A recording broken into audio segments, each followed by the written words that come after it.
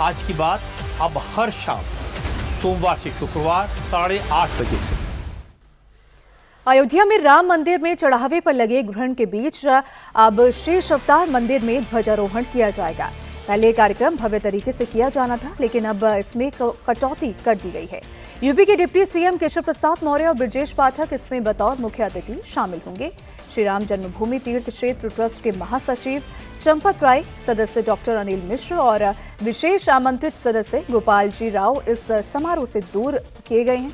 उनकी जगह पर ट्रस्ट के कोषाध्यक्ष गोविंद देवगिरी और निर्मोही अखाड़ा के महंत दिनेंद्र दास शेष अवतार मंदिर में ध्वजारोहण के कार्यक्रम में देखरेख करेंगे।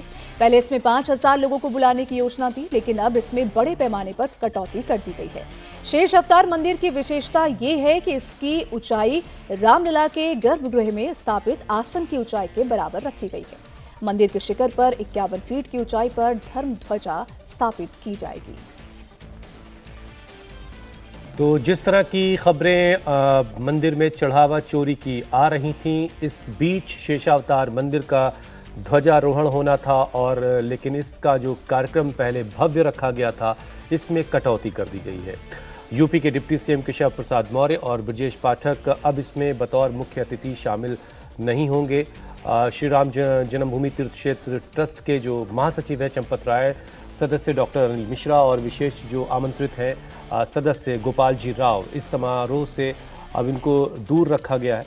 उनकी जगह पर ट्रस्ट के कोषाध्यक्ष गोविंद देवगिरी और निर्मोही अखाड़े के महंत दिनेंद्र दास मंदिर में ध्वजारोहण के कार्यक्रम की देखरेख करेंगे। पहले 5,000 लोगों को बुलाने की योजना रखी गई थी, लेकिन अब इसमें भी कटौती कर दी गई है। शेषावतार मंदिर की खासियत यह है कि इसकी ऊंचाई रामलला के का जो मंदिर है उसके गर्भगृह में स्थापित आसन के ऊंचाई के ही बराबर है। मंदिर के शिखर पर 51 फीट ऊंचा धर्म ध्वजा लगाया जाना है। इस बीच राम मंदिर के चढ़ावे में गड़बड़ी की जांच को लेकर सुप्रीम कोर्ट में जनहित याचिका दायर की गई है। अजय कुमार राय और दिनेश कुमार यादव नाम के 2 वकीलों की तरफ से दायर याचिका में मांग हुई है कि राम जन्मभूमि ट्रस्ट के पैसों में गड़बड़ी के आरोपों की एफआईआर दर्ज की जाए। इस याचिका में यह भी मांग रखी गई कि सीबीआई की अगुवाई में एक खास जांच टीम बनाकर निष्पक्ष और एक टाइम फ्रेम के अंदर जांच हो, जिससे यह पता चल सके कि दान के पैसों में कोई गड़बड़ी हुई, कितनी गड़बड़ी हुई, गमन या भ्रष्टाचार हुआ या नहीं हुआ। याचिका में राम जन्मभूमि ट्रस्ट और यूपी सरकार के निर्देश देने की मांग की है कि वो ट्रस्ट के पैसों और संपत्तियों की निगरानी के लिए एक मजबूत ऑडिट और जांच व्यवस्था बनाए। साथ ही सारी जांच होने तक यूपी सरकार और ट्रस्ट को सभी रिकॉर्ड सुरक्षित रखे जाने का आदेश दिया जाए। वह इस बीच बैंक खाते, दान रजिस्टर, ऑडिट वीडियो और report, CCTV footage, computer data, किसी भी रिकॉर्ड या सबूत को नष्ट करने या उसमें छेड़छाड़ करने पर रोक लगाई जाएगी। तो अब ये मामला जो चढ़ावा चोरी का है वो देश की सबसे बड़ी अदालत में पहुंच चुका है।